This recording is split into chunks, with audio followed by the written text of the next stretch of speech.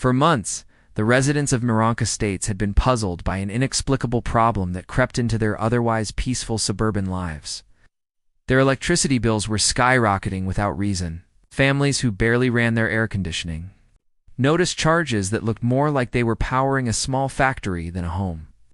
And retirees who lived modestly found themselves cutting into their savings to cover utilities they couldn't possibly have consumed.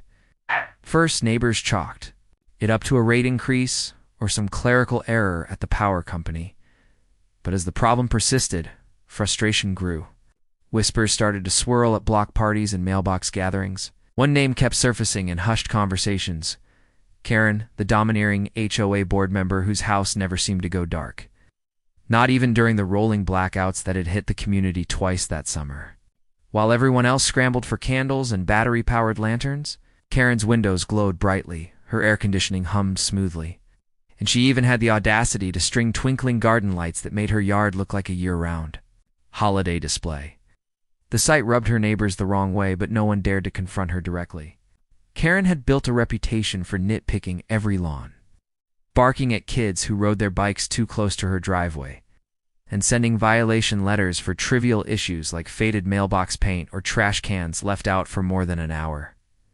It wasn't until one evening, when a particularly observant neighbor named Henry noticed something peculiar, that the pieces began to fall into place.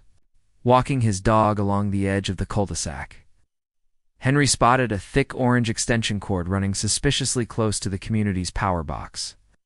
At first he thought it might have been left there by utility workers, but upon closer inspection, he realized it had been carefully tucked under a thin layer of loose dirt, the kind that looked freshly disturbed, like someone had tried to bury evidence but didn't do a thorough job. Following the cord with growing curiosity, Henry's footsteps quickened as he traced it across the common grass behind the row of hedges, straight into Karen's backyard, where it disappeared beneath her fence. His heart thudded with the excitement of discovery and a touch of disbelief. Could it really be that Karen, the woman who acted like she owned the neighborhood, had been stealing electricity from the entire community all along? Henry didn't say anything right away, but by the next day, word had spread. It confided in his neighbor Martha, who told her sister across the street, who in turn let it slip during a chat over morning coffee.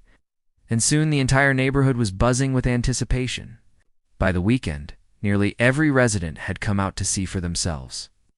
Families gathered around the community power box, their voices a mix of outrage and satisfaction as they pointed at the half-buried cord like it was Exhibit A in a trial. Parents hoisted their kids on their shoulders so they could catch a glimpse of the scandal, while elderly couples shook their heads in disbelief, muttering about how it explained so much. Karen, oblivious at first, carried on with her routine. Inside her fully powered home, not realizing the storm of anger brewing just outside, the truth had been uncovered, and though the sheriff had not yet arrived, the people of MyRanc Estates had already reached their verdict. Karen's reign of smug superiority was about to come crashing down by the time Monday morning rolled around. The tension in MyRanc Estates was electric in more ways than one. The sheriff's cruiser pulled into the cul-de-sac with a low rumble, instantly drawing out every curious resident who had been waiting for this moment. Children pressed their faces against front windows. Neighbors stepped out with coffee mugs in hand, and a small crowd gathered on the sidewalks, murmuring with anticipation as though they were about to witness the climax of a long-running neighborhood drama. Karen, of course, was already outside, arms crossed tightly across her chest, her expression a mixture of defiance and faux innocence. She claimed the accusations were absurd, calling Henry a nosy busybody and insisting that the cord was simply a temporary arrangement due to an issue with her breaker box, though not a single person believed her story. The sheriff, a tall man with a calm but authoritative presence, didn't waste time with small talk. He walked straight to the community power box, eyes following the cord as if he were a detective tracing a crime scene clue. When he bent down and tugged at the half-buried extension cord, revealing the unmistakable connection leading into Karen's yard, a collective gasp swept through the crowd. Karen immediately launched into protest, waving her hands dramatically and raising her voice, insisting that as an HOA board member she had the right to temporary utilities and that the community owed her for all her hard work and sacrifices. Her voice grew shriller with every sentence, but the sheriff remained unshaken. He fixed her with a stern look that silenced even her rambling for a brief moment, and firmly stated that stealing electricity wasn't just a violation of neighborly trust, it was a crime. The entire neighborhood held its breath as the sheriff straightened up, gave the cord one last tug, and unplugged it with a loud snap that echoed across the cul-de-sac like the final gavel strike in a courtroom. Instantly, the hum of Karen's air conditioner ceased. Her twinkling yard lights went dark, and the smug glow from her windows flickered out, plunging her house into a silence that felt almost theatrical. The neighbors burst into whispers, some laughing quietly, others shaking their heads in disbelief, and a few even applauding softly as though justice had been served right there on their street.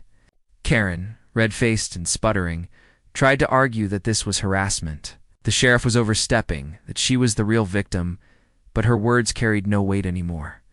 The once intimidated neighbors, who had spent years bowing to her petty HOA demands and suffering through her endless complaints, finally felt a sense of liberation. For the first time, they stood united, exchanging looks of relief and vindication. Henry, the man who had discovered the cord, felt a hand clap his shoulder in gratitude from Martha, while others nodded approvingly at him, their quiet hero. The sheriff, satisfied with his work, gave Karen one last warning before loading the extension cord into the back of his cruiser as evidence. He reminded her that tampering with utilities could carry serious consequences, and that further investigation would determine whether charges would be filed. As he drove away, the residents lingered, basking in the glow of justice served. Even if Karen's house now sat in literal darkness.